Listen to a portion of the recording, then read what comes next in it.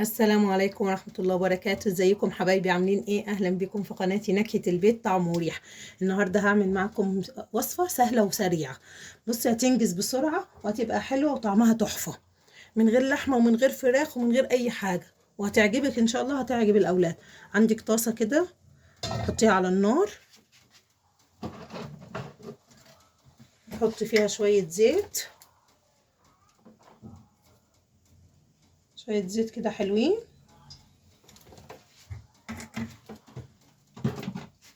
وبعد كده ايه، عندنا بطاطس مقطعينها مكعبات كده، شايفة اهي. هنحطها على النار في الطاسة،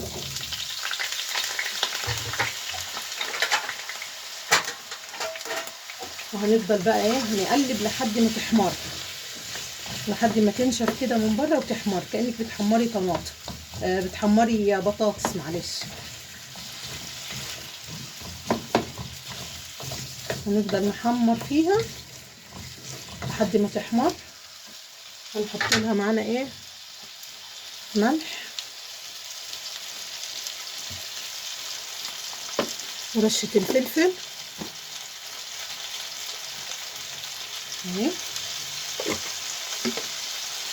وهنفضل نقلب فيها لحد ما البطاطس تحمر.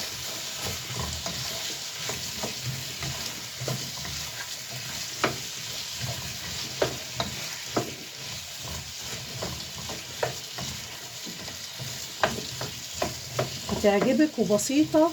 لو في يوم كده عايزين تغيروا ان شاء الله في فطار رمضان وما تعملوش فراخ او لحمة، مع ان التلاجة فيها بواقي فراخ وبواقي لحمة ورز ومكرونة، كل ده برضو هحطه معاها، بس دي هتبقى في الطبق الرئيسي، تبقى الوجبة الرئيسية بتاعت النهاردة. قلبي قلبي لحد ما تحمر، بعد كده هقولك تعملي ايه.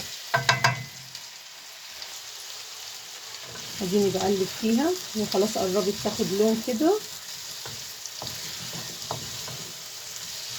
بصي، هيبقى طبق متكامل فيه نشويات وبروتين وكل حاجة انت عايزاها اللي الجسم محتاجها، وهتعجبك. هفضل برضو اقلب فيها شوية لحد ما كده تمسك نفسها وتحمر. هغطي عليها دلوقتي واسيبها.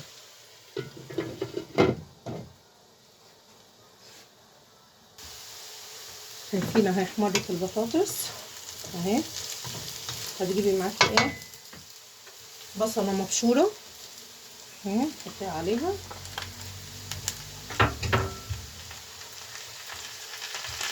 وعندك قرن فلفل حامي رومي، اي حاجة الوان اللي انت تحبيه يعني.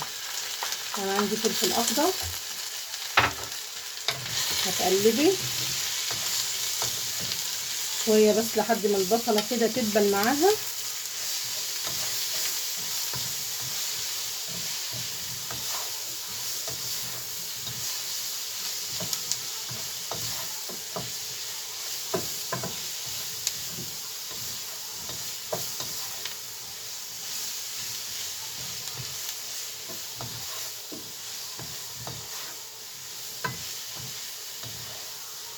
اهو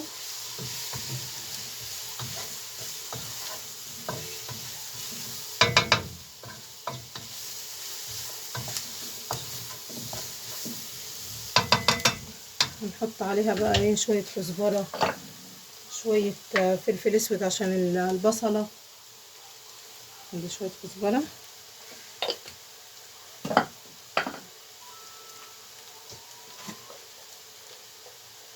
شوية فلفل اسود،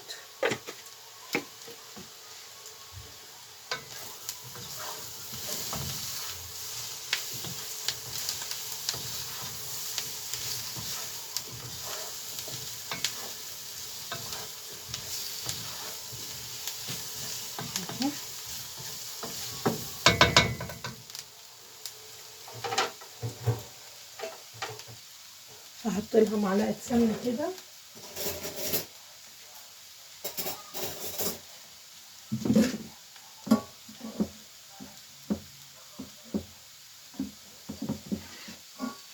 دي معلقة سمنة.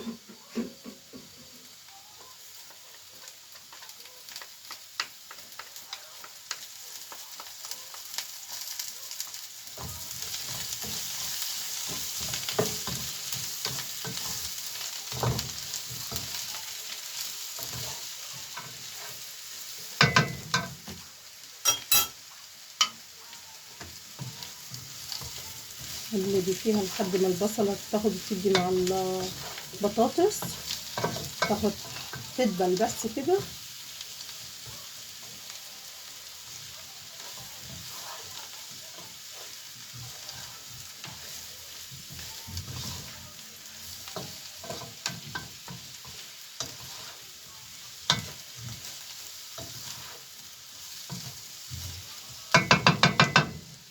هيبقى معانا ايه، تجيبي معاكي طماطميتين مبشورين كده اهو، مبشورين، عايزين البشر بتاعهم، مش عايزين الجلدة، عايزين البشر بتاع الطماطم.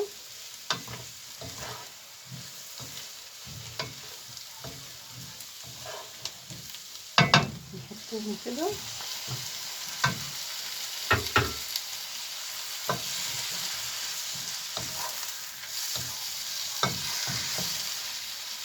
وهنحط كمان معلقتين ايه صلصة، معلقتين حلوين كده. وما تنسيش الصلصة تحط عليها شوية زيت وتقلبيها في باب التلاجة عشان تفضل معاكي اطول فترة.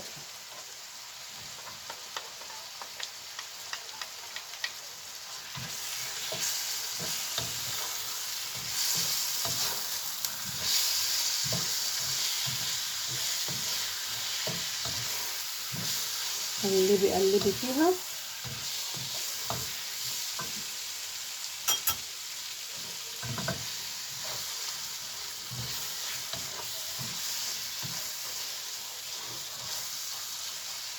نحط برضو شوية فلفل اسود.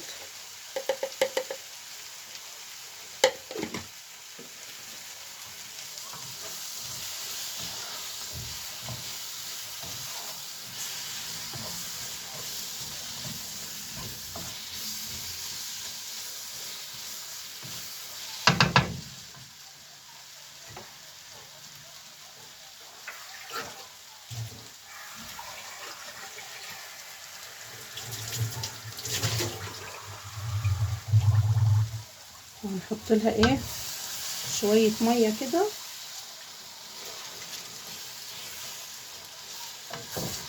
عشان يتسبكوا مع بعض.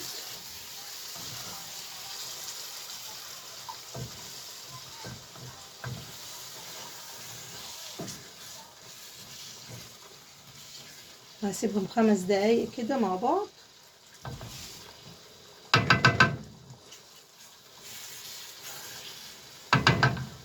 هسيبهم 5 دقايق مع بعض وبعد كده ايه هوريكم هنعمل ايه. هنفتح عليها بقى ونشوف اهي بقت تمام، استوت كده. عايزه بقى تاخد القيمه الغذائيه كلها تعملي زي ما انا بعمل دلوقتي.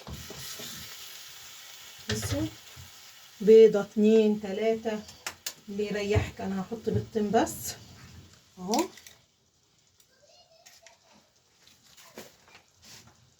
هتفتحي لها مكان كده، تروحي حاطه البيضه اهي، تحطي طبعا رشه فلفل على البيضه وتعمليها ايه وتحركيها كده بالشوكه اهو. والتانية اهي. انتي بقى عايزه بيضه 2 3 اللي يريحك يعني. طبعا الجبنه الموتزاريلا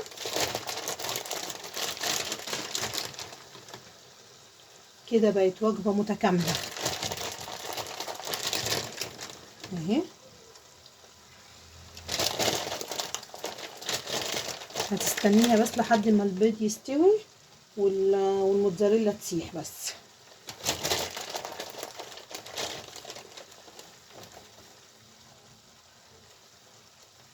تاكلي احلى طبق متكامل.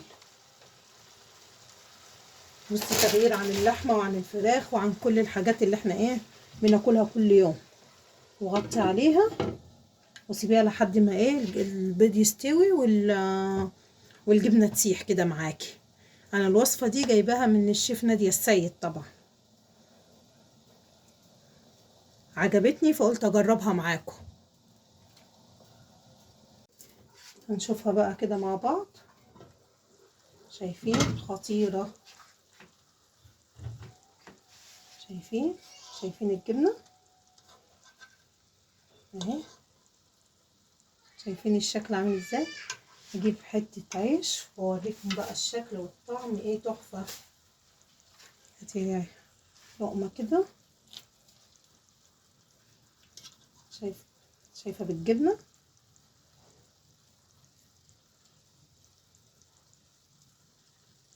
خطيرة. جربوها ومش هتندموا. ما تنسوش بقى تعملوا لي اللايك والاشتراك عشان قناتي تكبر بيكم.